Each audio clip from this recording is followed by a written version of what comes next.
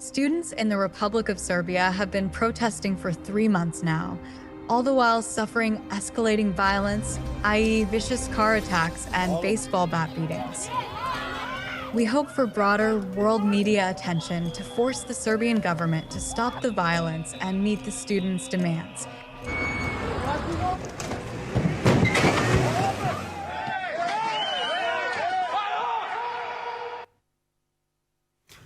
So, good evening everyone, and welcome to the Bali, and welcome to the latest installment in the Freedom Lecture series.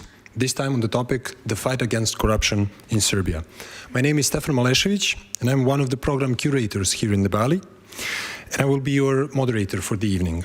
This edition of Freedom Lecture was curated and created by my colleague Zara Toksöz. Through the Freedom Lecture, the Bali provides a stage to people who know from personal experience what it means not to be free. We aim to share their stories, amplify their message, and learn from their struggles. Over the years, the Bali has welcomed freedom fighters such as Egyptian writer and activist Nawal El-Saadawi, Ugandan LGBT activist Frank Mugisha, and Hungarian journalist Veronica Munk. The Freedom Lecture is made possible by FEI Fonds, and we are deeply grateful for their support.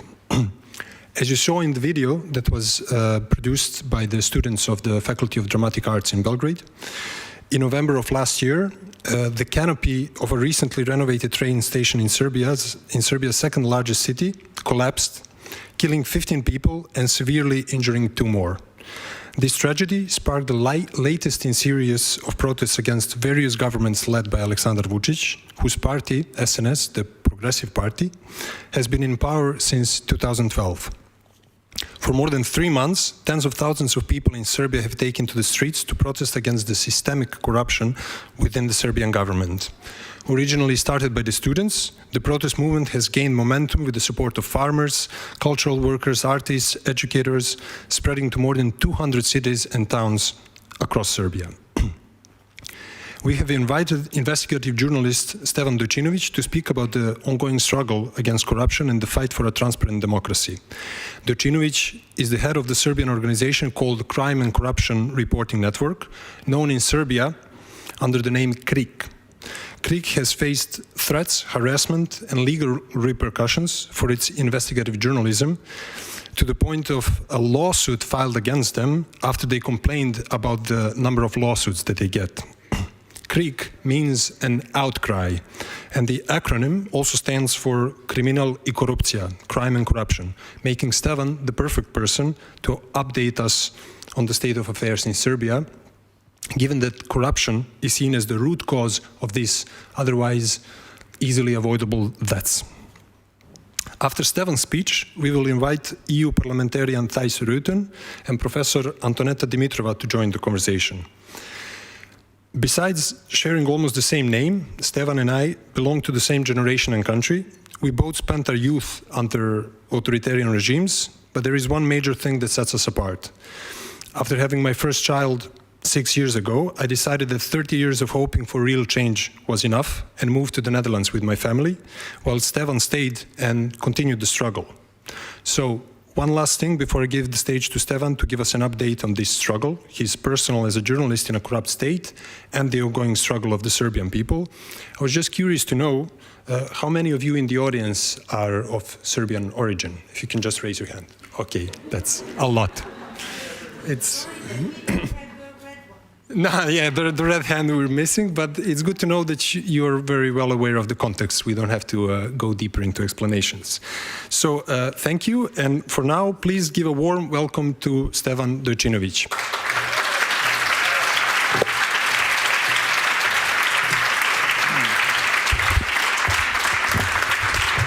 Well, good night. Thanks for having me here. And I didn't see it actually when you raised a hand. I was a little bit slow, but I guessed most of here are people from. Okay, I almost can speak in Serbian, right? Okay, but anyway, I'll stick to the English since not everyone is basically from Serbia. But it's really important because Actually, what I'm doing in the last couple of weeks, I'm trying to actually reach, we as a CRIC, more and more to get contact with people from our immigrants, actually from Serbia, especially our generation who actually left during Vučić time. And before we actually come to speak about the protest itself, I still want to first, very fastly give some kind of portrait of Serbia. What is Serbia now? Because I think there's a lot of misconception of what is Serbia when I look into the media, European media, how the Serbia is reported on, how it's discussed. I think there's a lot of misconception. So basically, some things I will say, they may sound too edgy, maybe too brutal, but I can assure you what we do in CRIC, we do investigative reporting in a way that our reporters do work on a story for a month. They gather evidences, which we then write story, fact-check stories, so everything what we publish actually has real proofs, no matter how wild will sound. So let's start just to give a kind of picture of Serbia. So first of all, main misconception is it a Serbia democracy? And I will claim it's not. And then we'll go one step by step to understand it's actually a captured country, which, according to my opinion, doesn't have free elections. And it is considered there's a free election. And actually in Serbia, it is true that on the day of election, you have many parties on which you can go out and decide we're going to vote. But everything what is arranged of this election shows that these elections in Serbia for 10 years now are strongly manipulated in a way that there is no way that the ruling party can lose it. So how they basically do it? First of all, it's important to consider that there's no free mainstream media in Serbia. So literally there is not one big media with big audience who actually is not controlled by the government. And you cannot find any critical content or a president and members of the ruling party in any mainstream media. And mainstream media also pretend that opposition doesn't exist. So literally, my late grandmother, she didn't even know the name of one single opposition leader. She just know about the president. And there's Serbia is the country with old population, so there's a lot of pensioners who when they go to vote, they literally didn't even know who are people from opposition. Even if they know, they will just know them through the way because this mainstream media, who are controlled by the present leaders of opposition, will show that they are like criminals, that they're thieves. So the majority of the population will see them through this light. Second thing is that actually everyone who works in the state administration, and Serbia has really huge state administration for such a small country, it's obliged to keep his work to actually bring, they call it capillary voters. So before the election, everyone who works in state administration needs to bring and find at least 5 or 10 people who for sure vote for the ruling party in order to keep his work. So they use basically people who are hired in the state to actually provide votes this way. And there's many other ways of manipulation, like what we saw in the last election for capital of Belgrade. What happened, in order to win the capital, where our president never has majority in the capital, what he did, he basically took the Serbs who live in the neighboring country, in Bosnia, and they falsely basically reported for tens of thousands of them that they actually fakely that they live in the capital. And then on the day of election, he brought tens of thousands of Serbs with the buses from Bosnia to vote in the Belgrade, and that's how basically he, by this manipulation, managed to keep the capital. So this is the way which basically Serbia should be seen. And speaking about it, there's not any independent institution in Serbia, not little or one, because everything is under command of one man, our president, and his party people leading every institution. Even regulatory bodies like anti-corruption agency, ombudsman are completely under his control. There's not one single institution that can do any independently. And I count their prosecution, which is most important for them to keep control, so they can stop any kind of situation when some of their members can be arrested for corruption, but also the courts. So we also don't have independent courts in Serbia. Next thing, third really important to know is that and this is kind of like maybe one of the special things in Serbia, is that our government keeps very close ties with organized crime groups. So this might sounds the most extreme for you, but over the years, in last 10 years, if you look our website, through many stories, we actually prove that our government is making alliances with different organized crime structures. When I say organized crime structures, I mean criminal groups that are engaged in international drug smuggling, but also murdering people in a really, very brutal way. I'll just need to stop here just to show you one case, and this is maybe the most important case that we discover in Krik. It's the gang, it's called Beliveau gang. So these two guys are like leader of this gang, and this is very much like street level, brutal criminal group, which is known now in Serbia, that they, only in 2000, they built one house, which they call slaughterhouse. So they have their own house, which was on the outskirts of the Belgrade. And they were like kidnapping members of opposite gang during the whole year. So, and usually they were like younger people who work for their opponents as small dealers. So like people who are like 19, 20, 21 years old. So they're like kidnapping in the chain, where they were bringing them in this house on the outskirts of the Belgrade next to the Danube River, where they were like torturing them because these houses have special chamber. And after torturing, usually they came with the axe, they beheaded them, and then they chopped their body and put it through the grinder machine. And the reason this house was next to the Danube River, because when they grind it, then literally like liquid stays out of the body, which they put in the bags and they put in the Danube River. So the fish eats it. And until today, not single trace of any of these bodies that were killed was found. Luckily, there was other evidences provided by France police through this Sky application. It was special application for the encrypted application which mafia used to communicate.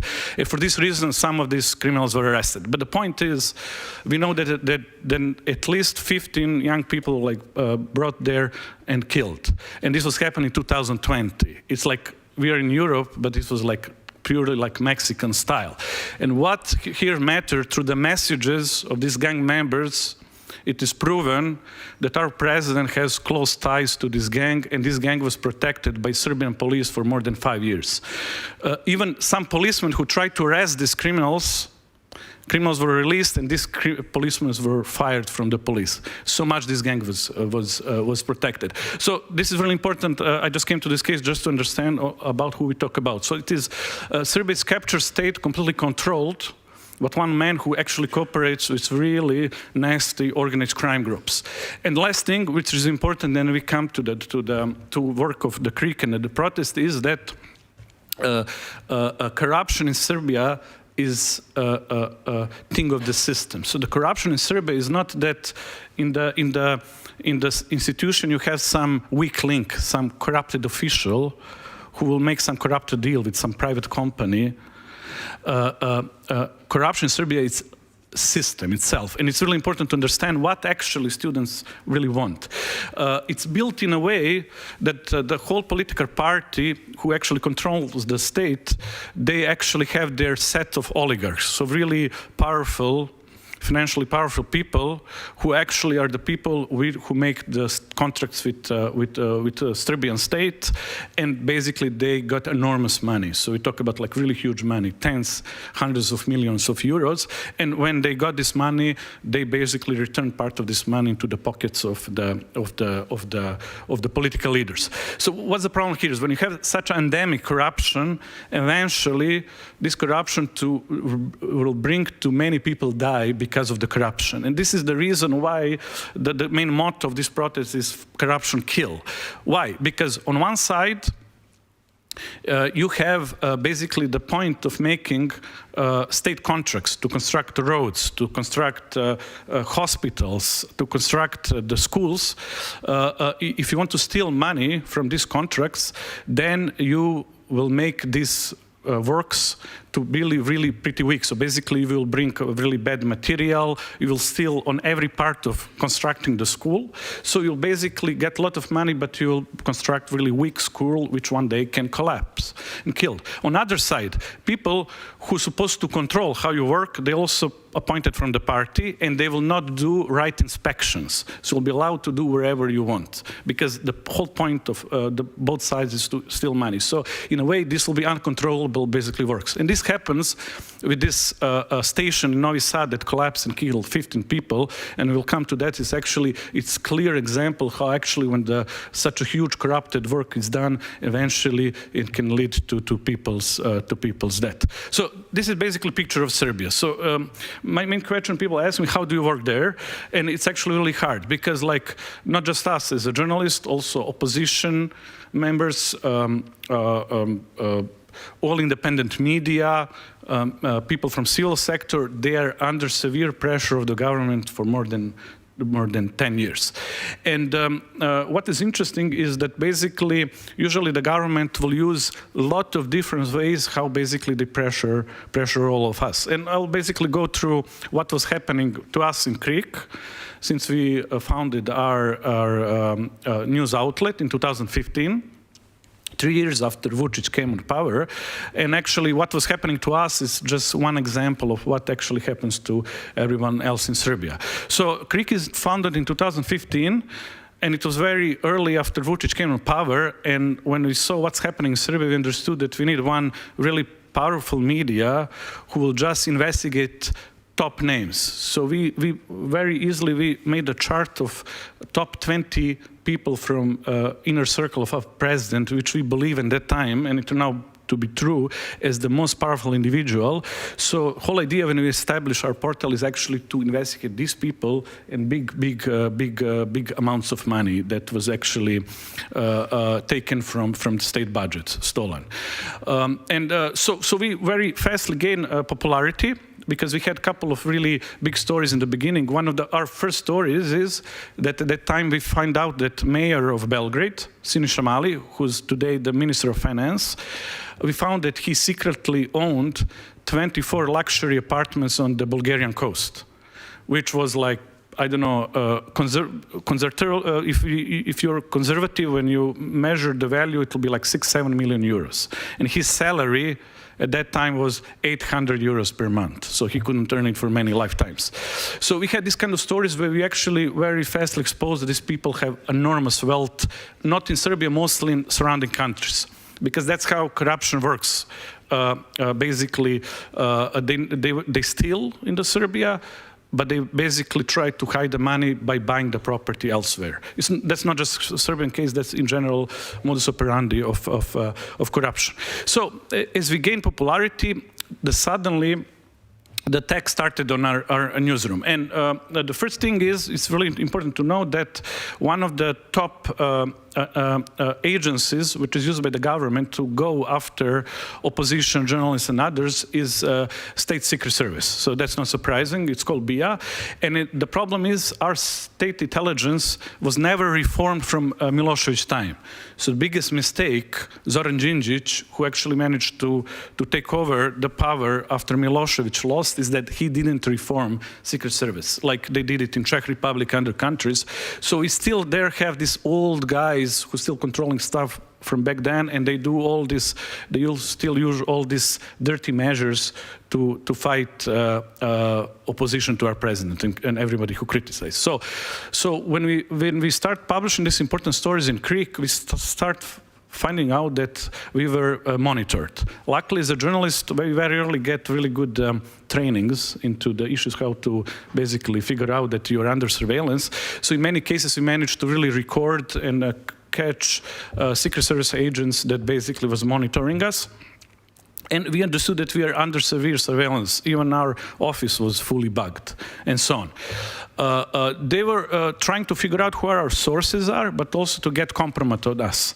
And after Secret Service, what started happening to me and my team is that we start being targeted by really severe media campaigns. So suddenly all the mainstream media in Serbia start publishing some crazy stories about me. Like, I just remember, like, it was way back in 2016 when it was this first wave, which is happening till now.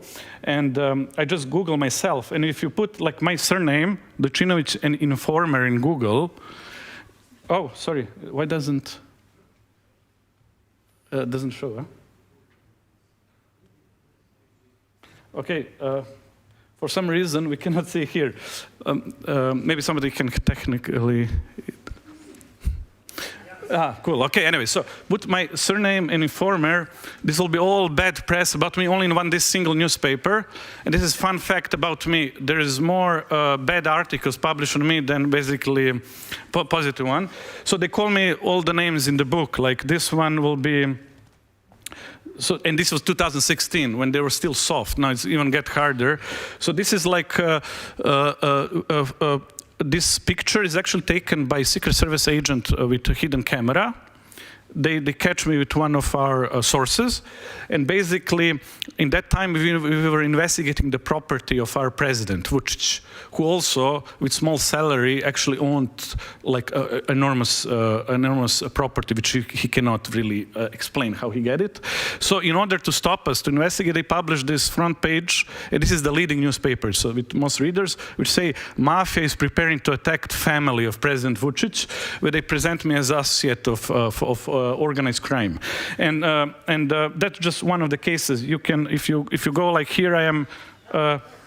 So they claim I'm sadomasochistic French spy. You know, we look at it like. It's fun. It can sound fun, but in real life the problem is the majority of Serbs actually read and believe these newspapers.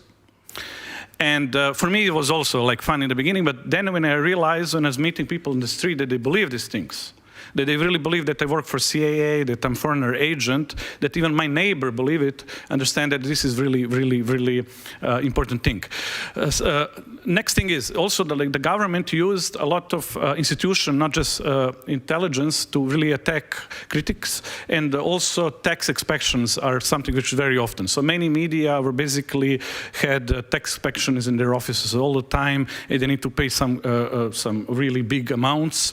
But what is the main point of attack now is these SLAPP lawsuits. This is, I think, also the very known and popular in Europe, and this is especially now used against the media. And my portal Creek, we are now facing more lawsuits than we have actually journalists. At this point, we have active 19 cases against us, which some of them they ask us some really hefty amounts of the money to pay, but there's also 3 actually criminal cases. I'm under one actually criminal proceedings now in Serbia, where they claim that we violated the law for protection of personal information. So when I travel, I also need to have kind of approval of a judge that I can basically come here. That will not be court hearing when I need to appear. So this is basically some of the but not all actually measures the government using for more than 10 years to actually pressure media. And then what happens, that gets really big toll on the media itself. So like a lot of time now I use not to do my work to edit story as editor, but actually to plan how we're gonna defend from these things. So like only to work with a lawyer, with the SLAPP lawsuits, it takes me like third time of my working hours. Like in some months, I spend like 5 working days literally in the courtroom, not in my office. Also, this really financially hurt us. So this is really big problem. But also one of the top problems is that it takes really big pressure on the journalist, and unfortunately some of them eventually leave profession because they know you cannot, as a human being, really deal with the same amount of pressure that lasts for like 10 years. And we had really journalists who actually left our newsroom, especially in the cases, like we have 3 cases that happened, that our journalists were away from the Belgrade for a couple of days. They returned back and they see that their doors on their apartments are broken. And inside, the whole apartment, everything was upside down, but nothing was stolen. In one case, people who were inside even found the money that our journalists hid, and they put this money on the bed, which we understand that it was a clear message from them that it's not actually robbery. It was like basically threat sent, we believe, by the government to us. So under this condition, it's really, really hard to work.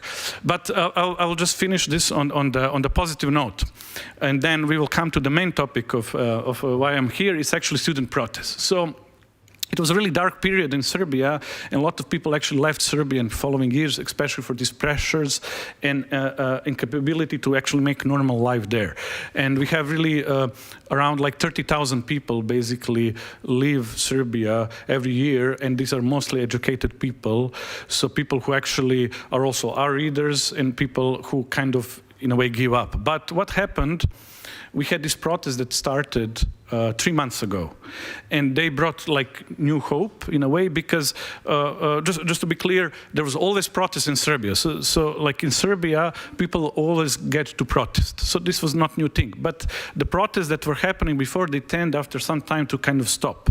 So this is the first time that we have really strong, big protests that are lasting for 3 months, and it doesn't look in perspective they will stop. And what this protest made, they made a kind of like, they sparked new hope in the country, in a way that for the first time we see that our president doesn't know how to deal with this protest. He's afraid, he's scared, because he tried everything and it doesn't work, because protest started with the students. Okay, so first what he tried, first he tried to basically bribe them. You know, so this is how our president works. He always tries first to bribe. So he offered to students, if they stop protest, that he will change a law so the students can buy apartments for a really small price. So they basically buy apartments. But they didn't accept it. Then what he tried, he started sending thugs to them, to scare them. And you saw in these videos, he was sending people literally with a car who go and hit students who protest. He was sending like his hooligans, because like I said, he's controlling the criminal groups who were beating students. But whenever he beats students, more people will appear. So for the first time, he understands he can also like scare them. And then for the first time, actually, since he came on power in 2012, we have him scared, and he's now completely scared because he doesn't have any idea what he's supposed basically to do and how to stop this protest. Especially important is, I will say this, I guess we'll talk about it later, it's really important to follow what's happening in Serbia, because this is maybe the most progressive movement now in Europe, especially for the way how it's organized. So the students doesn't have leaders who lead in protest. Everything was decided on the plenums, like pure democracy. So literally, they make protest, and then students sit and vote what they will do next. And this especially scares our president, because the way how he dealt till now, he always find who's the leader, and then he see what he's supposed to do with the leader, like he did with me, with the Greek. Well, he kind of like threatened to him, tried to bribe him, but now when he doesn't see there's nobody he can negotiate, also put more fear in the government. So it's really important to kind of support this protest of Serbia, especially outside, and not just students, also the media. It's now a really important role that investigative media play in Serbia, because you're basically finding the cases of big corruption and proving them. So it's really important to support this, because I don't think it's just important for Serbia. I think this is the model also for future, because this is actually now shown as the best possible way to actually protest against this undemocratic populist leaders who are winning one country by one country on the West. Okay, so I think I ran out of my time, right? So I will stop here, because we will have more time to speak about it. Thanks.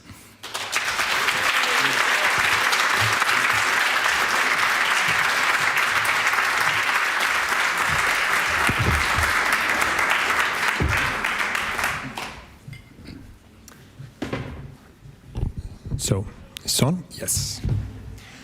Thank you, Stefan, for the context and for the presentation of the state of things in Serbia. I was wondering, you mentioned that Krik started in 2015 and that it keeps getting worse. I mean, like the situation in the country, but also the pressure against you. I was curious to know, was there also differences since the protests started? Is he more focused on threatening you, or are you now somehow not so important with the protests happening? Now we are, since protests started, we are in much better position, because there is so much going on, so the government cannot be just focused on us. Now they see the protest is the main problem, so they're now trying to find a way how they can actually put how they're supposed to deal with the protest. Second thing is, now they are pretty much like defensive. So they are now putting less pressure than before because, like I said, they're scared and they already try with their thugs to do something which didn't work. So now actually protests, I can say, created pretty much more secure, I will say, environment also for journalists to work. Because he cannot put out so many fires at the same time, right? Yes. It's like it's impossible now for the government to, because when I say protest, just to be clear, it's not just one protest. Like every day in Serbia, it's happening many small protests everywhere in many towns. So like literally, it's not possible even for us as a journalist to really to catch all of these protests that are happening every day. So also the government, they don't know actually what to do it. As I mentioned in the introduction, Vučić is not the first authoritarian leader that we suffered under. And the protests in the 90s against Milosevic also lasted for years, and they developed throughout these years into carefully planned events with strategies. But still, there are some new things here, like you mentioned, the lack of leaders. Can you also name a few other examples what makes these protests so special in terms of protest technology? And yes, I will not so much compare it with 19s. I think this is completely different thing, this protest, for many reasons. First, the reason is in the 19s, when people protested against Milosevic, they had really strong support from the West, and that's the main difference. So basically, European Union, US, they supported protesters. Now it's a different thing. Now protesters in Serbia, they feel they are on their own, without any support of anyone, which is true till now. So, because the Vučić for years make position of himself to be supported both by the West and the East. So, at this point, Vučić is supported by the Russia, who clearly give statements against the protest, by China, by a new Trump administration, who also one of his main people give on the Twitter open reaction against the protest. EU is still silent, but didn't really support the protest. But anyway, EU is seen as somebody who actually supporting Vučić itself. So the students feel they're alone. So it's not like during Milosevic's time when they can really rely on somebody outside of the country, because everybody expect that basically eventually Vučić will have strong support from all the international actors. But does it also give them the advantage, again, because one of the things that he's always saying against the protesters is that they are paid by the foreign agencies. In this case, it's not true. Yeah, in this case, that's good because he cannot make a case. So to lie his voters, Vučić claims that somebody outside support protests, but he cannot support it because literally... Facts, facts, because any messages coming from outside more give support to Vučić than actually to the protest itself. We have few voices from EU, just to say, to be fair, which were good, but if you look EU leadership, it shows like it's very supportive toward Vučić. And for this reason, EU, unfortunately, in Serbia, even among this part of the population which is naturally pro-EU, is not seen anymore as an ally. EU is seen more as a part of the problem because they support the dictator.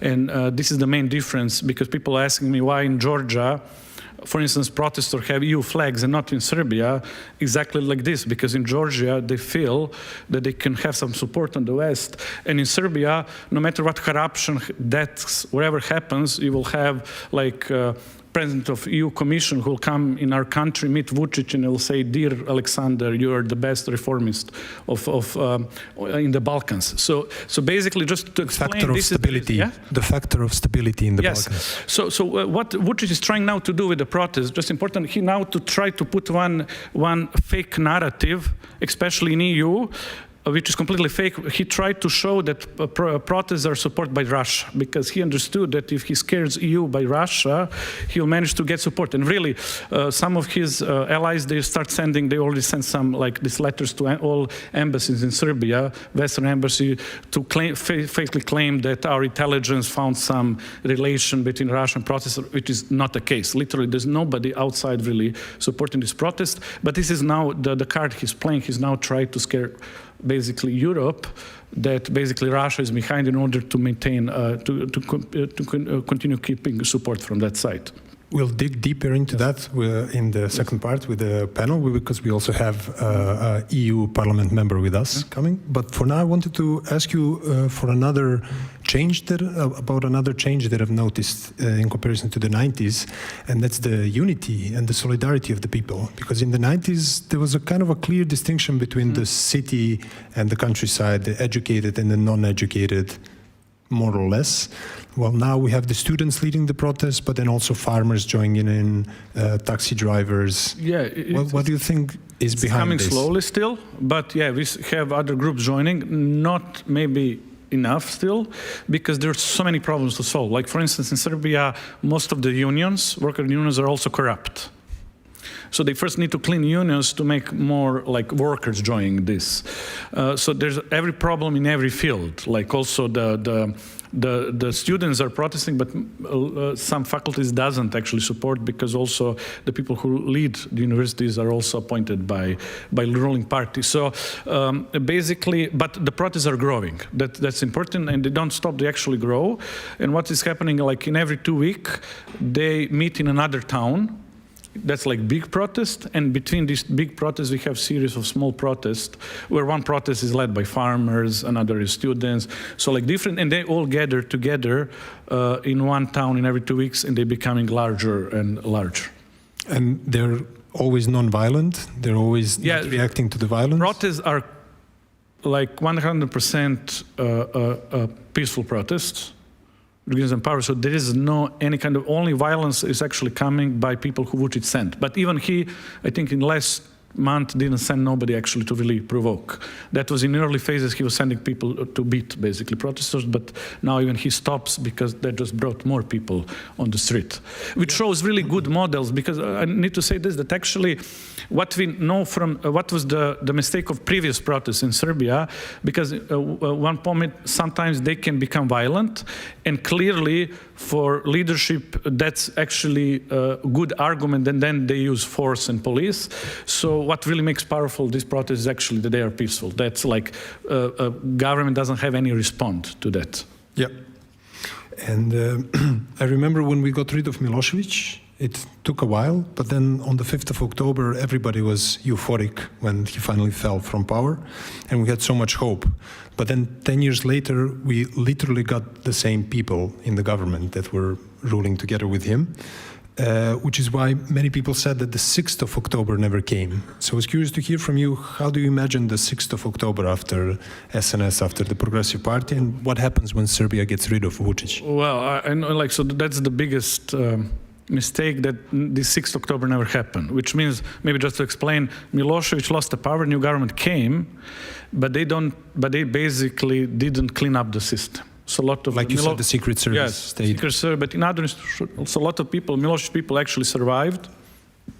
There was even an idea to actually ban some of the political parties, including Vučić one. Because Vučić was the Minister of Information in Milošević's that's important. So our president was actually, when he was young, in 19s, he was Milošević Minister for Information. He was obsessed in 19s by censoring media. So he's working, literally, he's working days to censor media and decide in Milošević time what they can publish or not. So when he came back in power in 2012, first thing he took control over the media. And he really hates media, literally. So the ones he cannot control, like us, he really start putting pressure literally since day one he actually came on power. So he's one example why it's important that in these cases countries do this illustration, which basically illustration means that the most dirtiest parts of the previous system, you basically forbid them to be engaged anymore in politics, media, and so whatever. So there was never cleanup of the system. And it was well-deserved, because he wasn't just, I mean, as a Minister of Information censoring people, they were also killing of journalists. Yeah, they were killing journalists. Was killed by the Secret Service. Yes, not just him. There was several journalists killed, and also one important, all these big oligarchs that actually grew in the Milošević system, they were inherited by Democracy Party. So the party who came on power, who was the Democratic Party, continued to work with them, and they continued to grow. So literally there was no cleanup of the system, and that's the reason why eventually Vučić got back on power. So now the question is, when he lose power again, now, I mean, we don't know when exactly it was gonna happen. The main question is, will the next ones actually who came will be actually have enough will to really, for the first, finally clean the system. And when I say clean, not just from the now Vučić government, but even from 90s till today, to the first time like really clean up of these people. We can hope. Yeah, we will see. It's really hard to predict where this leads because Vučić is very smart. He has a really big network of advisors, some from Serbia, from Israel, from many countries, and he really thinks through. I mean, like I said, he's maybe now scared, but every move he really think. And at this point, it's really hard to predict what will be his next move. Which is also why I was surprised that he resorted to violence. I mean, he tried to hide it, that it's like the thugs, that it's not official, but I thought that that's a lesson that he learned from Milosevic's time, that if you react with violence, that it just escalates. No, he started violently, but this is important. So like somebody compare like, the good thing in Serbia, the only I can really say that people like are very tend to protest. So this is not first time. Really, during the whole Vučić government, there was some protest. This is maybe the biggest one. And the thing is, he tried with the violence. So he started first with arrest. So this is really important. And I think this really shows differently how like maybe people in Russia than in Serbia actually operates. This is the way that first what Vučić started with, when the protests start, he started arresting people who are protesting. Because first he thought he'll do like Russian style when he'll arrest people and they'll get scared and stopped. But in Serbia it doesn't work this way. When he was arresting, more and more people were basically coming on the street because sometimes Serbs are considered as a kind of kamikaze mentality. So literally they were coming, so he stopped like literally arresting. Then he didn't, because he did it through police, so it's clear it's him. So because he has these ties to organized crime group, so he can very easily get to a lot of thugs. So then he was starting sending thugs to beat them, to scare them. Pretending to be ordinary citizens. Yes. So he was hoping nobody will tie to him. But the problem is it's already reported and everybody know that actually he controls every criminal group in the country. So after he, in a couple of cases, he beated the students, it just made more people appear, so they're not scared, and then he decided to stop with the violence. And this is a really important message, because like in many countries, we have these dictators who arrest people and they kill all the critical voices, but this is really important that eventually the number always win. So like if you survive this first wave of arrest and beating and you come with larger number, you'll basically not allow that they win and eventually capture people and other people like leave the country. I think this is what happened in Russia, when now in Russia you don't have any more actually inside who can really do protests. I mean, you have citizens, but a lot of them actually already left. So this was really good that it was really strong reaction after every brutal move, and this reaction show that this is not good direction that you go. And then he little bit step away. Great.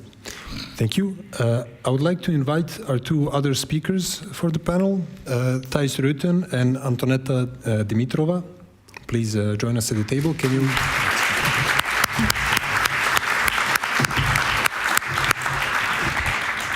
So, welcome. Thijs Reuten is a member of the European Parliament for the Dutch Labour Party, PvdA. GroenLinks PvdA. GroenLinks PvdA, I'm sorry. And he's a he's a spokesperson for foreign affairs, defense, security, constitutional affairs, and of particular interest for us tonight, EU enlargement. Yes. He's also a member of the delegation of the EU-Serbia Stabilization and Association Parliamentary Committee. And Antonetta Dimitrova is a professor of comparative governance at Leiden University, and she specializes in the impact of the European Union on the political and market transformations of post-communist states in Central and Eastern Europe. Again, EU enlargement, the EU strategy toward Western Balkan candidates, and the causes of democratic backsliding. So I would like to start with you, Antonetta. Speaking of that democratic backsliding and what Stefan was talking, can you tell us, how do you reflect on Stefan's talk? Yes, thank you, Stefan. I think what you describe is literally every tool in the authoritarian's toolbox. It's something that we've seen in the last 10, 20 years of autocratization, the buses with voters, the media, the buying of media outlets, the use of the Secret Service. What strikes me about Serbia is that it's gotten much worse than it used to be. In terms of even media freedom is possibly now worse than in the 90s, also based on the indices that I look at. And if you look at Freedom House, which gives us numbers, and numbers are not as good as your story is better. But if you look at the numbers, what have we got? Serbia is last year scores at 43 out of 100. Just to look at the neighbors, Bulgaria, which is not doing too badly, where I originally come from, scores 58 out of 100. Croatia scores 83 out of 100. 100 is the more democratic. Now, the numbers don't tell us so much, but what the labels tells us is that Serbia is a hybrid regime and a transitional one. And hybrid regime... What does hybrid regime mean? Yes, is exactly what you just said. It is a regime in which you have competitive parties, but the one party always wins. And I think the label transitional is very interesting, because transitional, what does it mean? That we were always hoping that the countries were going to transition to democracy. And now we're worried it's going the other way around, that it's going into backsliding rather than democracy. But do you think that it ever was really a democracy? That the elections were ever really free and that the people were actually informed enough and educated enough to make conscious decisions? I think it's difficult to say. I think if you put this kind of level, probably nowhere are the citizens informed and educated enough. We've seen a number of electoral process recently where this has gone rather strangely. Not the European Parliament. Oh, no. But I think we should talk about the state capture. Because I think corruption is a great word for the protests and a great slogan, but it is the state capture that is making Serbia what it is now. And I think you described it very well. This is not some kind of everyday street corruption. Sometimes people say in the Netherlands, oh, cultural corruption. I think there's nothing culturally corrupt. This is about money, this is about influence and about patronage networks, which you guys have investigated. And I think this is the bad news in a way. Because in democratic backsliding that we've seen in the last 10 years in Europe, everywhere where there's backsliding, with the exception of Poland, there's been also state capture. In Poland, it has been ideologically driven and much less corrupt. But for the rest, if you look at Hungary, if you look at Slovakia right now, if you look at Bulgaria, Romania, this is all state capture. And the problem with state capture is that it's based on the patronage networks, which are very hard to dismantle. So we need to think about what comes next. But that's really, I guess, the bad news, the diagnosis. And does it also get harder to dismantle once the country is already a member of the EU? Yes, most likely. But to be honest, I think the EU almost is not able to have an influence on this. And I'm sorry to say this, because the EU used to be this great democratization power in the 90s, and it played a huge role. I mean, we studied that and we were amazed actually how much the EU was able to make a difference. And as you said, now the EU is not we did some research in protests, not in Serbia, but in Romania, Bulgaria, Poland, and the Czech Republic. And what we discovered is that pro-democracy protesters of those 4 countries, of which we interviewed about 400 plus protesters, none of them felt that the EU was particularly helping them. They found the EU was indifferent to their cause, with the exception a little bit of Poland and LGBTQ. So it's getting very complicated now to actually have help from somewhere for this and for dismantling the state capture networks. I think you were right, on the one hand, cleaning the state. On the other hand, if the students win, I'm jumping ahead and we're hoping, I think the program of changing such a system is not a program of changing formal institutions. So we used to look in the EU reports and how the EU was actually improving countries. We're saying, here your parliament is not working well, here you had a law in which you're taking powers from the president, EU in Slovakia, 1998. Here you're doing this and that. And the EU, in a way, continues doing this. If you look at the democratic elections happening? And are they free, etc.? But behind are the laws good? But then you have the scenes, the networks stay. Yeah. The networks stay. So the authoritarianism has changed, and I think the EU realizes that. But I don't think we yet have an answer. Thijs, would you like to react to that? Because we heard a lot of skepticism about. I have nothing to add to that. No, it's. Of course. First of all, it was a pleasure to listen to you, and I think it's really good that we have this conversation here. Not just because we need to also support indeed the students, but also everyone who has a heart for the future of Serbia, and to make it more known also in the Netherlands. This debate, but I agree with what the professor has has said, this is part of the problem. Part of the problem, and I can make a long list, but part of the problem is that for 15 years we really did not really care about enlargement anymore.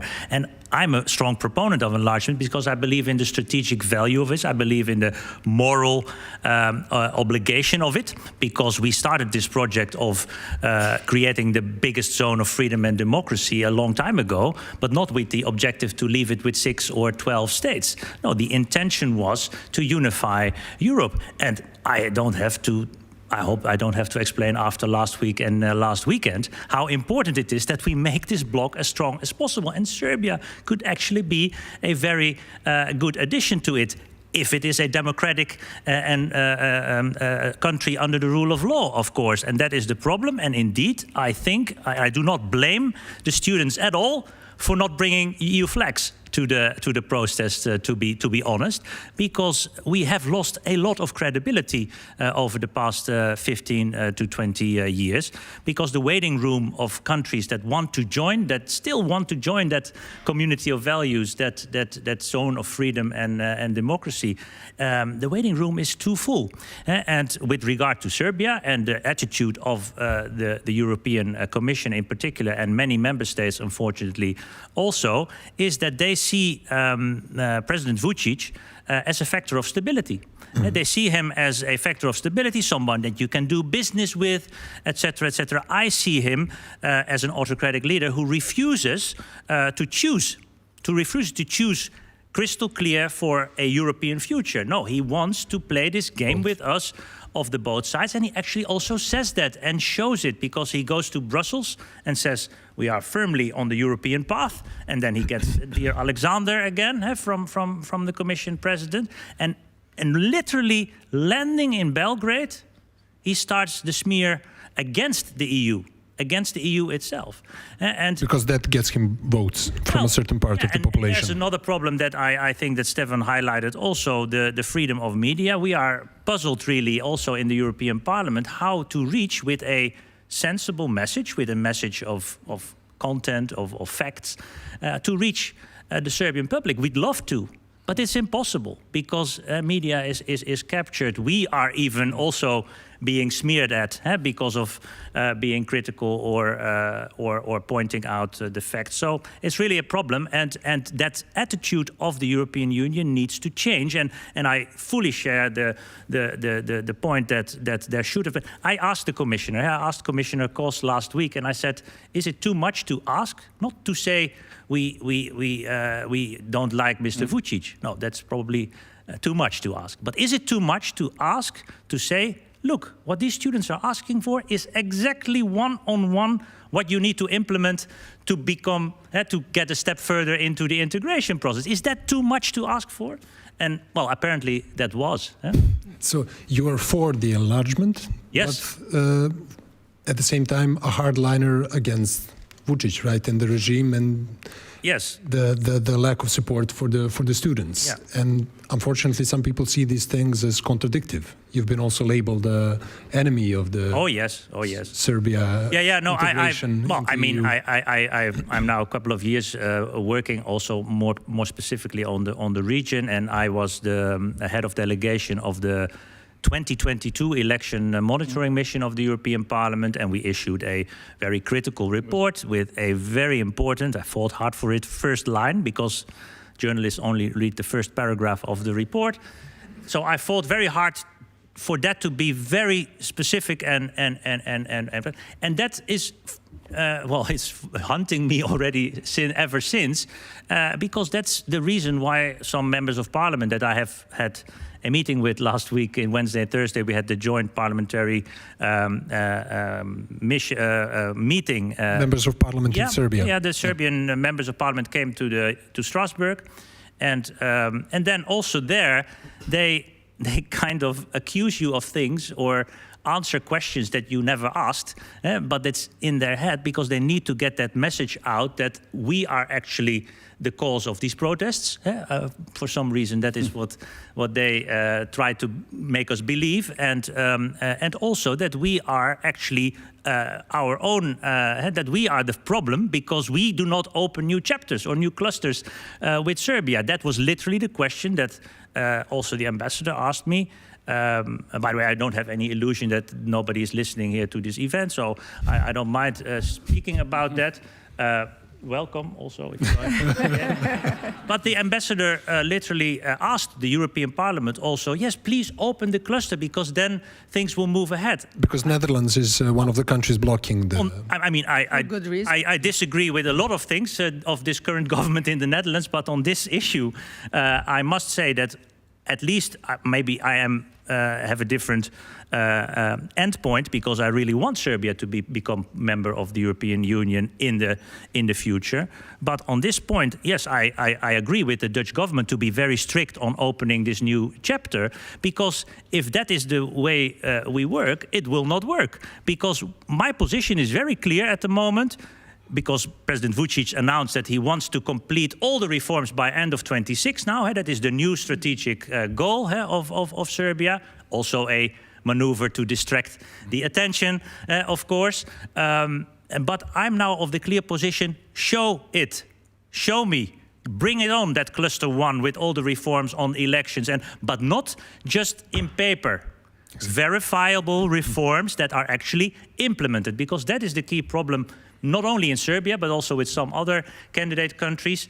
Yes, you can adopt laws eventually, but it is about implementation and about really making it effective in order that the citizens, because that's where we have a coalition, the citizens of Serbia and us, parliamentarians also in the European Union, the citizens have to feel that it gets better, that they get more freedoms, that they get actually these civil rights that they do not have at the moment. That the interests of the European Union and the citizens are aligned. Should be aligned. Should be aligned, but that's the problem. For some reason, this contradiction of the European Commission, some member states that think it is necessary to appease Vučić and to appease the Serbian government to get a lucrative trade deal. Well, to that I say we have trade deals with a lot of countries that we do not like the government of. You can say we can debate another evening about that. But the problem is that, I mean, if France wants to sell some fighter jets to Serbia, fine. But that doesn't mean that you have to open clusters or say, dear Alexander, you are doing fantastic, when it's clearly not the case. Antonetta, maybe you'd like to react to that? Like, what are the interests of EU in Serbia, in your opinion? To start with, I agree fully with Thijs. I think the problem is that the EU has looked at Serbia too long through a geopolitical lens. So what you're saying about the fighters is, of course, correct. But the EU has been looking at Serbia as the key for the stability of the region, and for very good reasons. Is that true? I think it is, but unfortunately, that's not helping the EU. Not enough. It's sort of a geopolitics trap, and this geopolitics trap allows Vučić to play this game. You can actually compare it, without offending anyone, to what Lukashenko has been doing in Belarus for a long time. In other words, any time that the EU would criticize Serbia more strongly, which there have been periods in which the EU has been more critical, then we have a friendship treaty with Russia, we have joining economic community and so on. And then on the other side, EU says, oh, we cannot afford that Serbia goes to Russia, that Serbia goes to China. And actually, I think this is an argument that's gone too far. What is going to happen? Serbia is not going to lift itself like a plane and go and land next to Russia. Actually, the geography is in the European Union's favor. And what China has done with harbors in Greece and what it has done with the Belt and Road is already known. So if the EU had a little bit more, shall we say, consistency, as you say, Thijs, and I fully agree, they should immediately right now see that what you have is a situation where you have the EU writes regular reports every year, corruption, state capture, etc. That's exactly what the students are about. You have indeed a natural coalition instead of saying all the time, and actually I'm very happy you're not asking me about this, because every time I speak to a journalist about this, but what about if they go to Russia? Well, no. Stefan also had issues with that. Yeah, just explain. I mean, this is really important point in a way.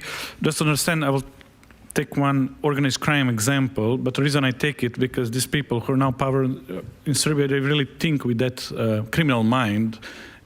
Before they came to power, they are already close to hooligan groups and stuff. And so, like in 19s in my hometown, there was a case if you open some cafe, so you want to open cafe, that very same night or like tomorrow night, somebody will just pass with a car and throw away some brick through your, or grenade through your window. And then tomorrow, some local mafia guy who actually sent his guys to throw it, he'll come to you and say, this is disaster, what happened to you? You know, like, but I can make this never happen again. If we work together, nobody will touch it again because they will be afraid we work together. But he was the one who threw it away. So what I'm saying, like Vučić actually with this mind managed to make this principle on the like international politics. Scale. Literally, this is what he do. So, and it's incredible when you speak with some EU officials. I'm not sure, never like, they don't understand it, or they understand it, but they need to play along with him, because he controls, for instance, all criminal groups, thugs, right-wing. All right-wing groups are controlled completely by him. Whenever he's not happy with Europe, he caused some little bit incident. He can do it in North Kosovo, in Bosnia, in Serbia, wherever, through these right-wing groups. And then there will be urgency, and then he will solve it. And then he'll be praised by Europe. But he's the one who actually provoked it and solved it and so. And also, like he's explained with Russia, you know, you don't with me, then I will, you know, work with Russia, which is completely bluff. He never really, eventually, he will never really team up, you know, go with Russia. That's completely bluff in the end. So, but he managed to sell this to Europe like for more than 10 years. And for me, it's like amazing because it's really banal way, which is like really simple to understand. I know when we meet somebody from embassy, I'm sure they know it, they just kind of need to play along with him. And the problem is that you cannot eventually find a person like this who's like wannabe dictator in ties with this kind of people who can be guarantee for you for stability. That never works, because eventually it will be disaster. Yeah. Because these people built in a way that they will just become bigger problem, and at one point they will be not the one who will solving you, they'll just causing you more problem. Like this even happened to Vučić. If you remember this gang that was chopping people, when Vučić started working with them in 2013, they were just beating people, not chopping.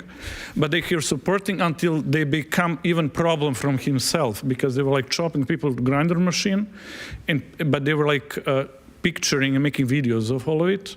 And suddenly French police, when they seized the servers of Sky, everything became public. So he needed to arrest them in the end, because that's the problem. Like, I mean, I don't want to compare, I mean, this is like still, but in a way, my point is, if you play with these people, there's nothing good will come up. In the end, you'll just be in the worst position in the end. So this is where I think Europe is completely wrong in this case. With this logic that, you know, at least there's no war and it's stable, and that's maybe enough to expect from this crazy part of the world. Well, it's quite smart, between because we call it escalate to de-escalate. And Vučić is a master in it. He creates problems, and it's also actually a tactic in general of populists and authoritarians. They create more problems than there were before, and then they come in as the one who solves it. And the EU indeed fell for it many times, because there was then, for example, there were incidents or issues with Republika Srpska in Bosnia, and it started to get heated with secessionist threats, etc., from Mr. Dodik, and then Vučić comes out, no, let's. And then the EU says, oh, it's so good to have somebody in the region. Factor of stability. Yes, very good. Like with the train that he wanted to send to Kosovo. Yes. And then he stopped it. Mitrovica, and then he stopped it. And he says, no, we're actually decent people. We're not going to go into wars. Yes. And I just want to say, there's nothing, there's like contradictory in being the same way that your goal is that Serbia join EU and be against like opening new chapters, right, or clusters. So because that's the whole point, because if Europe now opens anything, it will give really easily win to the Vučić, Yes. which I think will be completely wrong. So it's kind of, you cannot, Vučić is not equal Serbia, so this is the way how I'm watching, and of course I am Serbia join EU, but I know that eventually Vučić, I'm sure he doesn't want to join EU, Serbia, but for him this is the best environment. Status quo is the best. And this is good environment for corruption, for organized crime to being like his, a lot of money coming for Europe, and you're not accountable for anything. So he doesn't really want to join, and making some kind of farce about it, it's even better that now the process stops until somebody else can basically on power then go away, because it'll just give him some kind of fake credibility. The protest, the negotiations with the EU.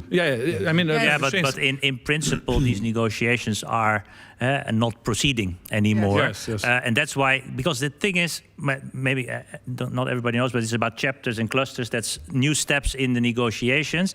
The negotiations are running already for many years, but they are now stopped. And this opening of this new cluster, it's actually not even the most important cluster or chapter, but it became symbolic indeed, because if we open it now, Which chapter is that? Well. And it will be sold in as a big victory. Yes, exactly.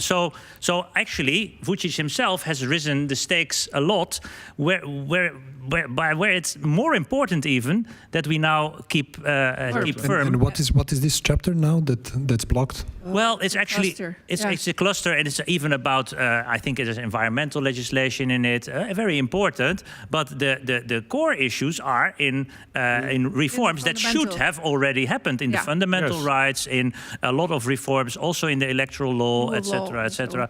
So actually, it's not the most important chapter or cluster to be opened, but it is a symbolic moment, and we need to be very vigilant on the backsliding, because the European Commission's last report, ironically, was quite critical of Serbia, but they refused to use the word backsliding, and I get in endless fights with my Serbian colleagues because I use the word backsliding, and then they say, no, but officially it's not backsliding. I said, yes, no, it's not. Any measure. Yeah. But what is the progress that has been made? Because that is what we are really looking for, and I think, and that is also one of the big discussion points with Serbia that we have, is the so-called foreign policy alignment. And then the Serbian government always says, no, but we only have to do that 100%, so that means that we are 100% aligned in foreign policy. We only have to be there when we become member. Yeah, formally that is the case. But most candidates have already aligned. Exactly. Some candidates have reached even 100% alignment, but the problem is not there. You can forget about this alignment stuff, but the problem is, if you really want to become member of the European Union, you start showing that you really share these values and that you want that. And that is now, I think, what we need to look for. Real commitment, real verifiable changes, because if not, there will not be progress. Yes, and on the chapters and clusters, indeed, it's something technical where people say, oh, what does it matter?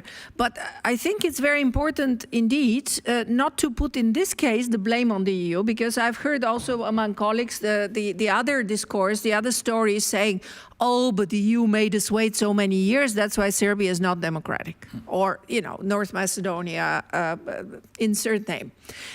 The problem is it's exactly the other way around. If you want to take accession by merit seriously, which the EU is also putting on the table for the Ukrainians at war, for Moldova threatened by Russia and so on, then you have to do it this way. Otherwise, that's the other thing that happens. If you think about the other countries, you are compromising your own method of how you're doing this. I think the real core problem with this whole enlargement is also that there has been a consistent lack of commitment. Because what people tend to forget is that also in 2004, with the big enlargement, it was not easy. Everybody now thinks, oh yeah, but we had this enlargement.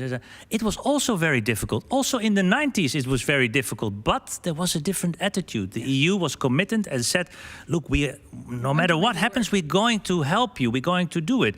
And I think that if we would have been more committed also in the past decade, we would have been a bit further now. I don't think that we would have now all the region in the EU, but we would have maybe one or two countries already inside, which would have made a big difference, because that's an argument that Vučić also uses all the time inside his own country and towards the others, he says, look, they don't really want you. They don't really want you to North Macedonia and to Montenegro, etc. So it's really also in our interest in the EU, in the Netherlands, to get one or two countries, small ones, just to show the commitment, to show that we actually can make it, that we can pull it off. And of course we can pull it off. If we put all our weight behind it, then we can make sure that a country like Montenegro is also not going to destabilize the European Union with 600,000 people. But we have to show this to the autocrats, to the Putins and to the Vucic's of the world.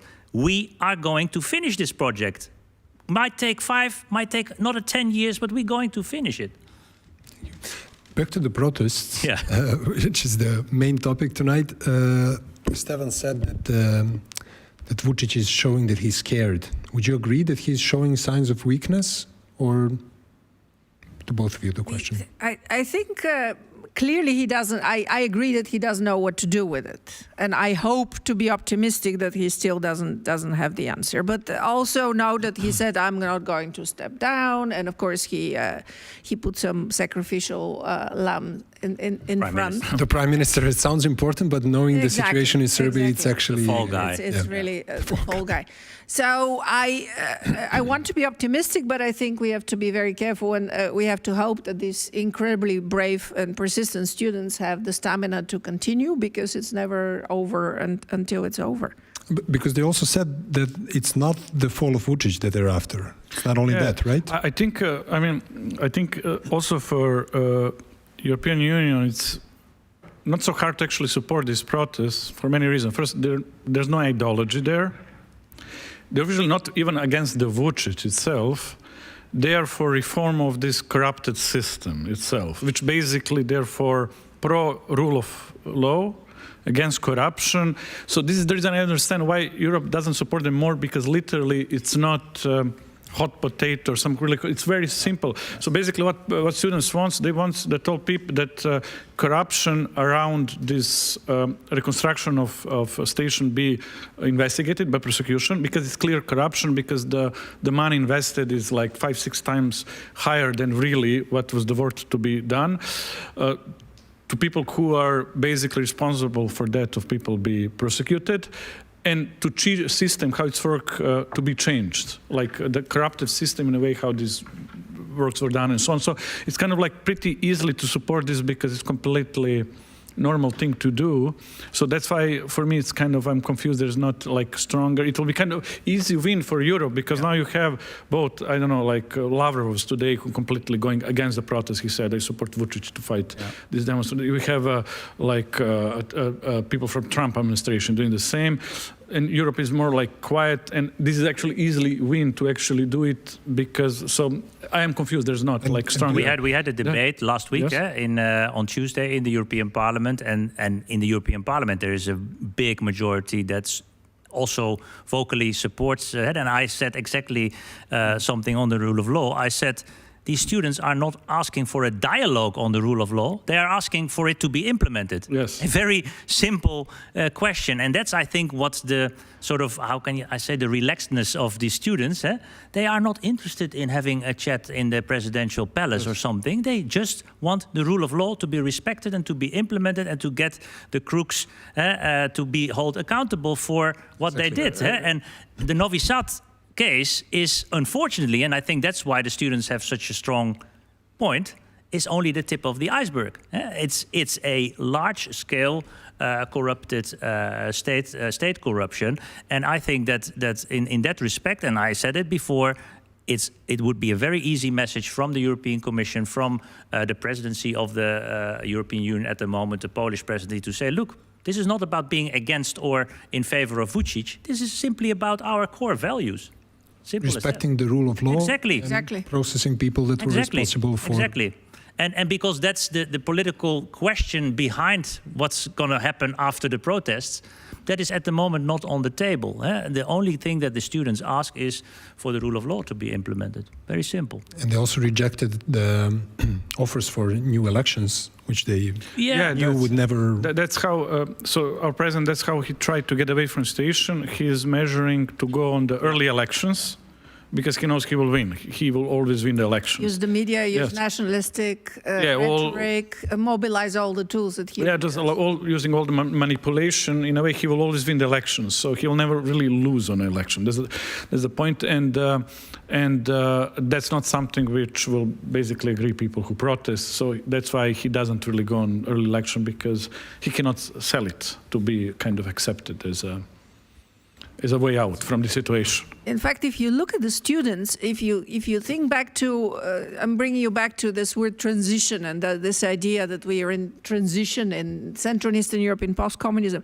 We used to think, and I found this very optimistic in 1989, that you change the institutions, you have the elections, you have all the outer formal institutions of democracy, and there you are, it works. And then in the last 30 years, we discovered that that's not enough, because under it, you get the state capture, you get the patronage. And now, I think the only agents of transition who are credible and who can do something are inside the country.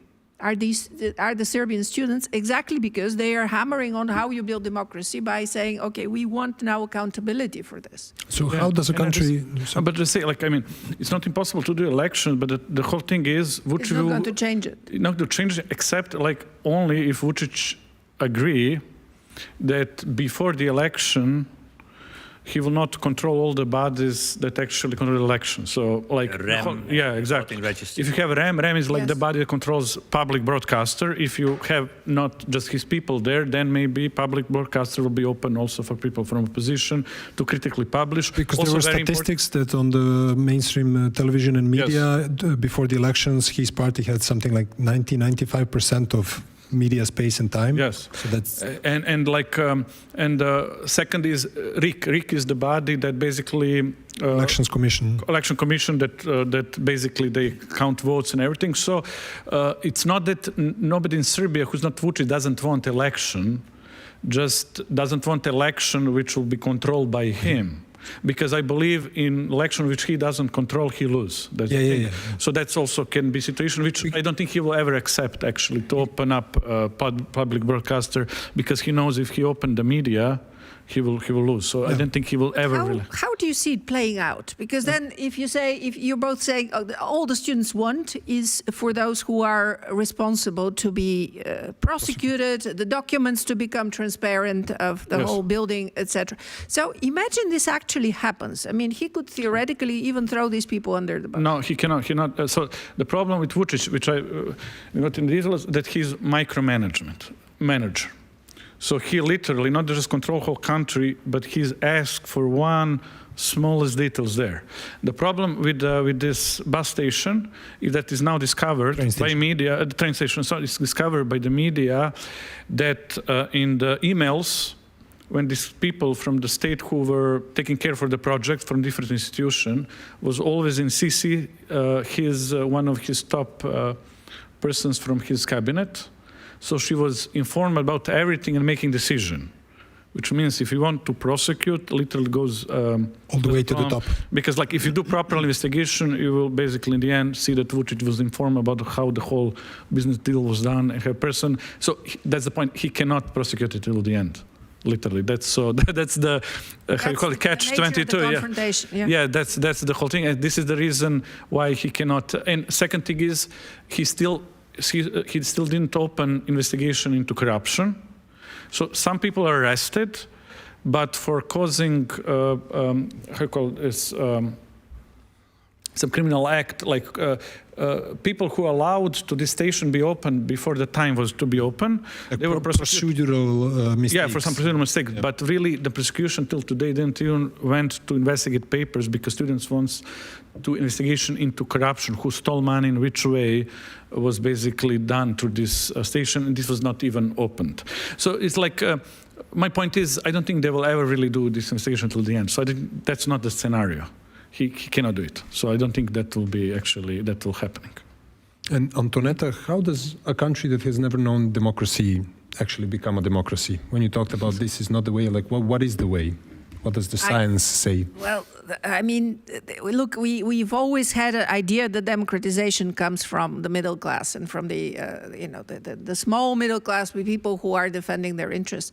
And that was until the 1970s. And then a group of political scientists came and say, no, it doesn't matter. Anyone who wants to be a democracy can be a democracy. We lead it by elites. And this we found very optimistic, because we thought if we're going to wait in Central and Eastern Europe, as we emerged from communism, there was no middle class, as you know, from those societies to actually to emerge a class that will defend its interests. So generally, if you look at the countries where it's going better, if you look at a place like the Czech Republic, despite Babiš and everything, you have a lot of small businesses that actually know very well it's their interest to hold the government and the rest to account. So the other question in Serbia is then not so much whether history of democracy, because if we reason like this, no country ever becomes, and somebody's got to just emerge from the state that they're in. And of course, we have mass media, we have technology protests. I don't think that people don't know what democracy is. Now, the question is more now whether others than the students are going to join. So what does it mean, the general strike that there was there? What does it mean, the farmers joining? Because you want people who are economically involved in key sectors of society to realize that the system of Vučić, the system of patronage, is not in their interest. And I think this is what tips it over. And of course, numbers. The numbers need to stay up. But do you see these protests as a tipping point? Because these are like 8 protests against Vučić that we have. I cannot judge. After Belarus, I cannot judge, because what I saw in Belarus, I thought this is going to go. So I think it's a matter of balance, to be brutally realistic, between oppression, the level of how much oppressive apparatus you have, and how obstinate the people are. I mean, I support them with all my heart. That's all I can tell. But honestly, I don't think anyone knows. What do you say, Thijs? Is this the tipping point? Well, for sure, they are the biggest protests since the ones already mentioned against Milosevic. I hope it will be. I hope it will be, because that would be good news, I think, for some change for the better in Serbia. And I want to reiterate that for everybody who's also listening. I am a friend of the Serbian people, and I want because that is the problem. We are set up against each other, also within democratic institutions, etc. So we need to be strict. We need to be on the side of those who defend the values that we hold dear to ourselves, democracy, rule of law. And that is exactly what the students are now doing. And I hope it will have a spillover effect into other layers of society. That would be good news, I think, if not just for now, at least for some distant future, when we will have, hopefully, again, a free debate also in Serbia, and really free elections. Thank you. And last question for you, Stefan. If there is one thing that Thijs could take to the European Parliament as a message, what would you ask him to take? Just this, that basically he should encourage them to give bigger support to the student movement. I think that's what is important now, actually. Great. I'm curious to hear, are there any questions from the audience? Oh, okay, there are many. We're going to do a few.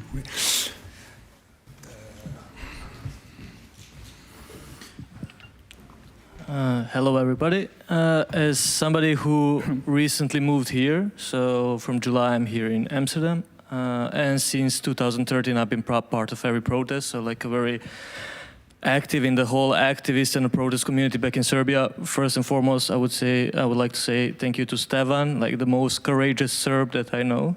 Not that I know that.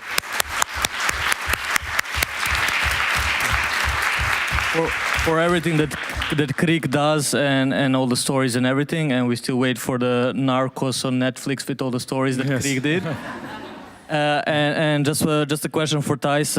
Also, thanks for visiting the protest in Amsterdam that we had the other week. So that's something that we do, and what I'm really happy about it, I see a lot of faces that I see on the protest here in Netherlands, and we're trying to support as all the immigrants here to try to support the Serbian community. But my question is, like, what are the actual tools that you can push on the Serbian government or the Serbian politicians from the EU that somehow we get back that, that trust in the EU? Because most of us, has the perks of living here. So we enjoy the life of living the EU, and I want that life for my mom, for my fiance back in Serbia, whatever. So like, what is that step that, we gain that trust back, and those students, finally said, okay, like we trust the EU, and not being like, oh, we don't want politicians, we don't want the EU, because there is no trust. So yeah, thank you. Well, for the moment, I think that this is actually really good. That it's really good that also on the Dam Square, where I was indeed present, that I did not speak. Because that would already have made it more sort of political, maybe in the eyes of others. And for sure, I would have been accused of supporting the students, etc., which I don't mind. But I think for the moment it's very good that we have this separation that is also, and we are learning, because we also have to learn in Europe. So my political family, but also other political groups, the Greens, the Liberals, have communicated recently in a different way, not attacking Vučić, but saying these things that I also say.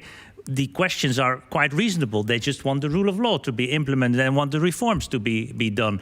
So instead of being accused then of attacking Vučić, stimulate and positively support the students and their movement. Your question about how can we restore the trust, if you don't work on that for decades, let's say 10 to 12 years, then it's difficult to get that trust back. So I would say, like I say also to the Serbian government, show me, show, don't tell. And I think the same should go for the European Commission and the member states. Show us where you stand. Show us that you are on the side of your own values, not accusing the government, not saying that Vučić has to go. No, he will go. I'm sure he will go. And hopefully quite soon. But that's not the point. The point here is that Serbia needs to implement these reforms in order to get the citizens of Serbia that deserve it as much as we do, as much as the Polish people do, as much as the French do, their civic rights. And then we are going to talk about the membership as well. But first, let's get that sorted. And then gradually, step by step, when there is free media, when I can do a normal debate on Serbian television with some Serbian politicians, then we will start to build up that trust again. And I'm sure that also then the European flags at some point will be on the streets again, hopefully. Thank you. There was another question there. Hello, everyone, and thanks for joining. And thank you, Stefan, for joining, especially here in Amsterdam. I have one question regarding that support of EU to the protest. And before that, a side note, just to stress out that those protests are not against Vučić. They are for the rule of law and all those 4 demands. So again, they're not against Vučić. Just to be clear on that. And then for Stefan, a question. Don't you think that EU support, eventual EU support to the protest would endanger the protests themselves? Because EU question in Serbia is quite polarized topic. So in a sense that if the students, if they have plenums, if they have their own way of deciding, don't you think that EU can actually jeopardize that? It's an interesting question.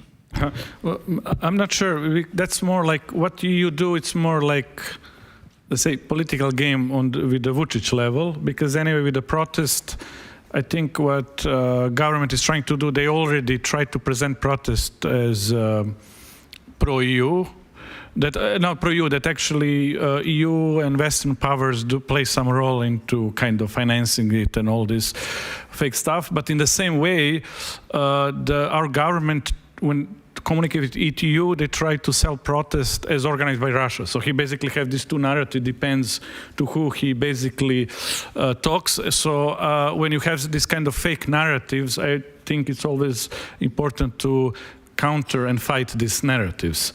So EU supporting protest is more, I think, message towards Vučić. In this way, then it's something that will have such a huge impact on the protest itself. That's how I see it. It's kind of like you fight on every level because there's so many narratives goes like all the way. So, I don't. Did I answer? Yes. Yes. Great. There was another question up there. Are the microphone? Yeah, okay, they're on. Hi. Thank you very much for hosting this event, and thank you for all the guests and their input. I have a question to you, Stefan, about maybe more the investigative journalism aspects of covering these protests, also for any students in the room who want to share the secrets, because it's gloriously organized, and I'm a huge fan, just from a campaigner standpoint. As a reporter, as a journalist, how do you cover something that's at first glance so diffuse, with a plenum, with multiple actions taking place, not from a centralized point, there's not a centralized spokesperson, and how do you make sure that the messaging that you put out or that you take from the students is really authentic to their messaging? That was one question. And another one for all three, does anyone have any opinions on how these protests are preventing capture by political parties on the opposition side, which maybe happened in previous demonstrations and protests? Thank you. Okay, so just to clarify, CRIC is an investigative portal.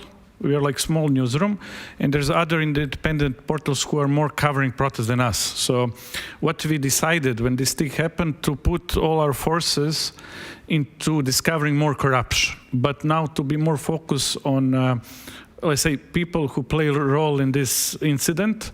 So people who are like politically, let's say, responsible, and more focus on Novi Sad. So what we did, we published a couple of investigative stories in which we brought more information about corruption and these actors. That's how we do it. And protest, we just cover on our social media. We have big reach on social media. So usually our reporters will go on the field and cover it on the by having reporters on the protests, and we cover these biggest protests when they're like this huge on every 2 weeks, not all protests. That's what we can do in our capacity. But there is other, so it's not best question for me, there's other portals and media who cover really extensively all the time protests. We just see if we do it, we'll just have too many media doing the same thing. So we are more, our logic was, let's now discover more on corruption about these people who are responsible. That's how we saw. So you're more based on this investigation than protest yourself reporting. So. Yeah, capture by political opposition and the students.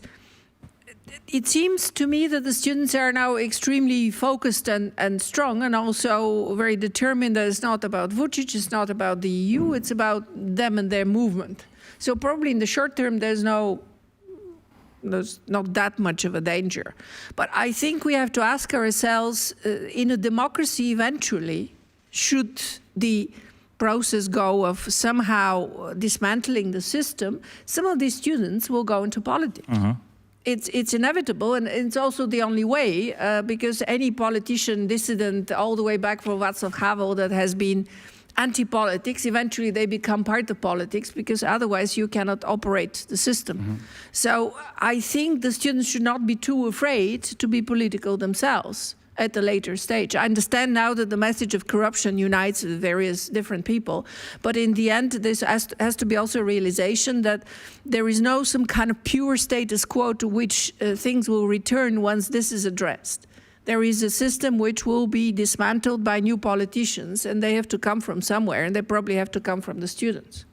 And can you just add one, this is really interesting case of media covering protest.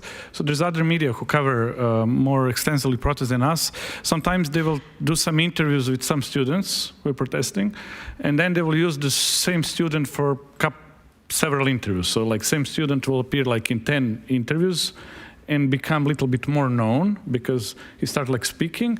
And then what happens then, the plenum, so the students will gather and will basically forbid him to appear in media further because they don't want to any individual become the face and spokesperson of protest, which is very, very cool. So they literally, when somebody gives like 5 interviews, they basically stop him to continue to go.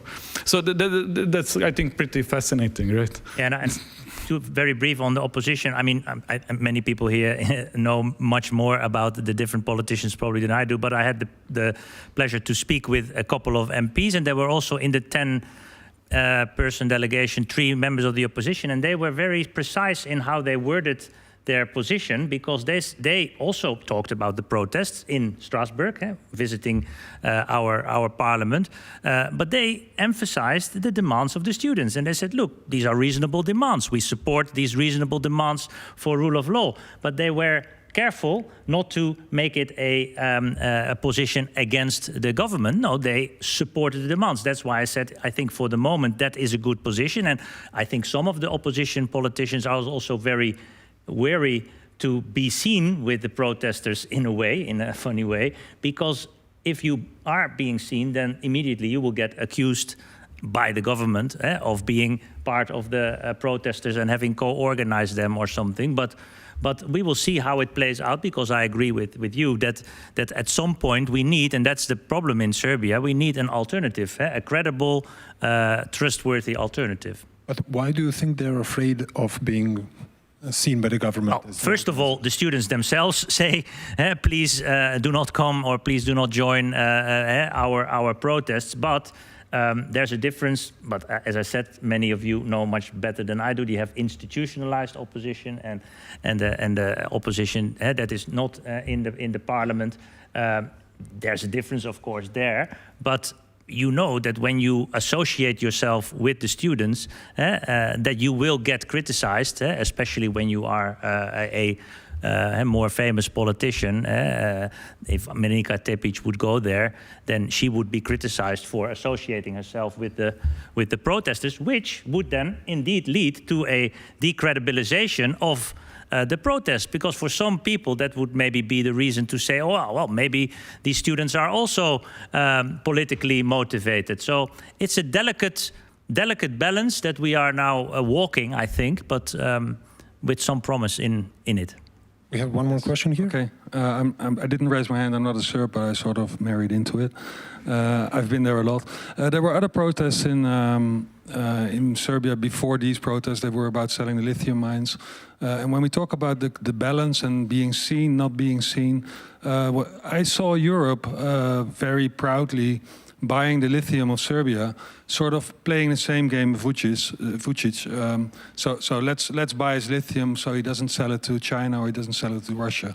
So how can you talk of these values and talk about being seen and how it's difficult to be seen with the protesters, whereas you are to be seen on the global level, playing the game of buying the lithium and sort of maybe aiding the corruption, etc. So I don't really understand, and it's mostly a question to Mr. Ruiten. I'm very much in favor of Europe. I'm very much in favor of the same values.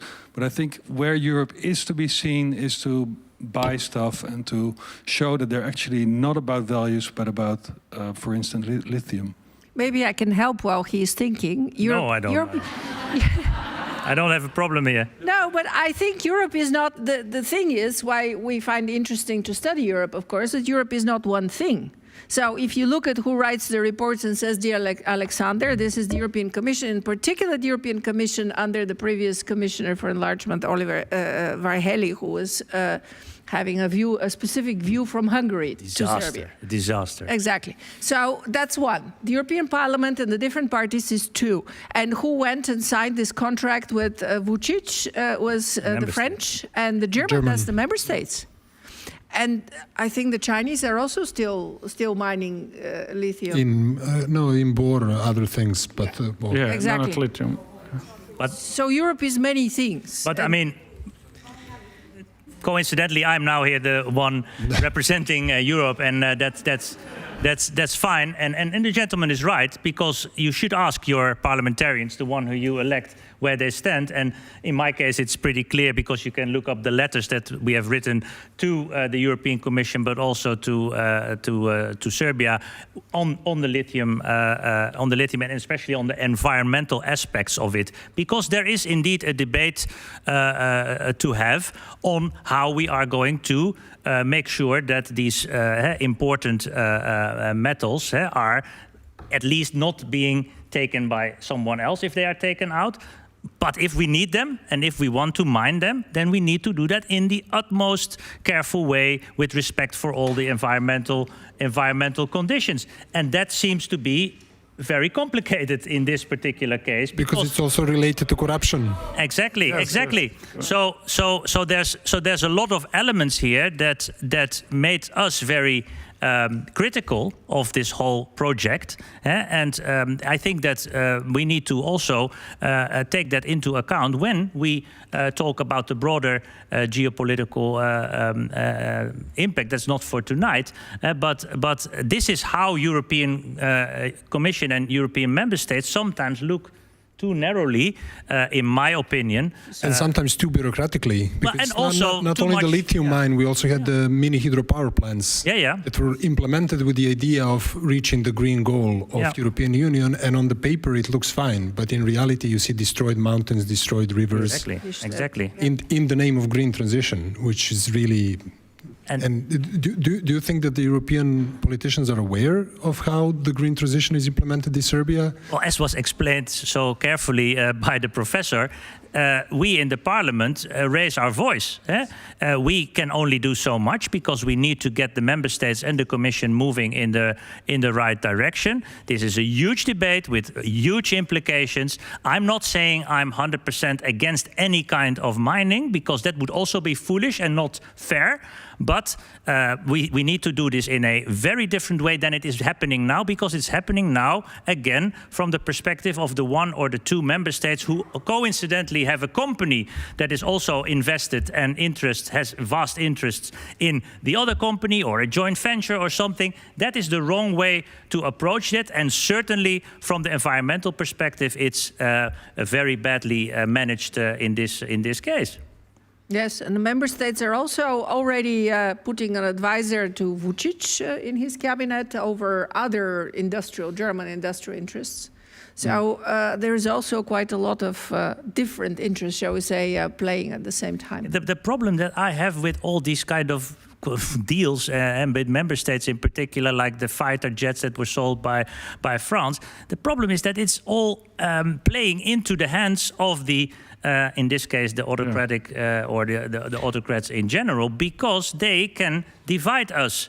We need to speak with one mouth. And that means that if you do business with one or the other country, sell something or do something together, fine. But if you speak to any of the European countries, you always have to hear the same message. And that is not happening at the moment, because France shies away, is more leaning to the side of Serbia. A piece is more a little bit Vučić because of the business interest. That is the wrong policy.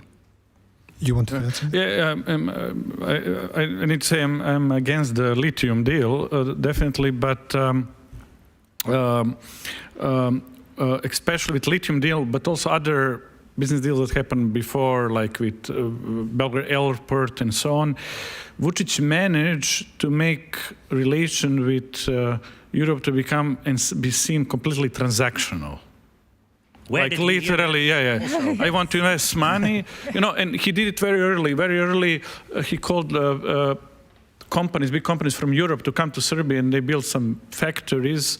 And Serbia, from the budget, was giving big subvention to these companies, literally paying their workers for the first 2 years or something like that. So in a way, we cannot call it corruption, but we can actually in wider terms. He understood that basically the best way to actually get Europe on his side is actually through business deals. So that's what he actually managed to do, and maybe the lithium is the biggest one. And damage to the environment is very clear, and it's such a big deal. And maybe the lithium is the one who is kind of, I think, breaking point, especially when Chancellor Scholz come to Belgrade. I think that is really breaking point in terms how people from Serbia start seeing EU, because from that moment they see it completely corrupt in a way. When he came, he was just speaking about Vučić, and this is a really important moment. Why is Vučić there at all? President in Serbia, it's completely ceremonial position. He doesn't supposed to decide about anything, and Europe accepted to be the one which he negotiate and decide about business deals. And this way, giving them, he actually got legitimacy from himself, and he managed to nail down Europe to look like somebody who's just there for the basically money and speak with somebody who doesn't need to speak.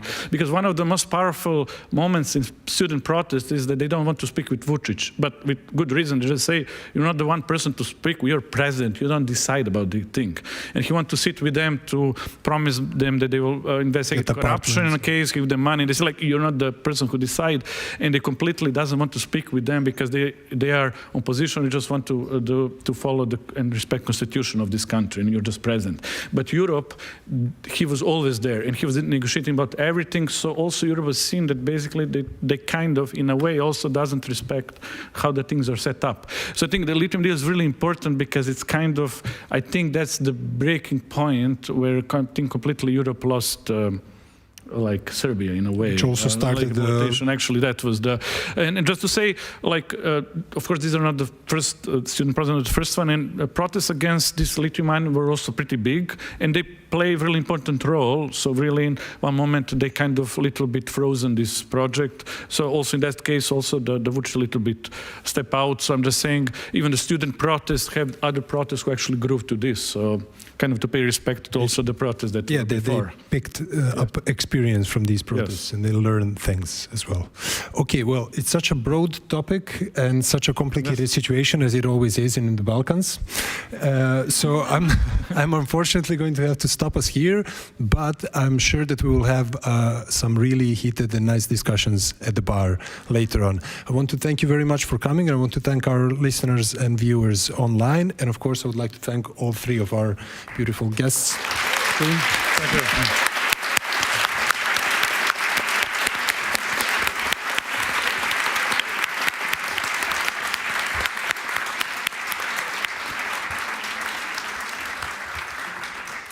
Thank you very much.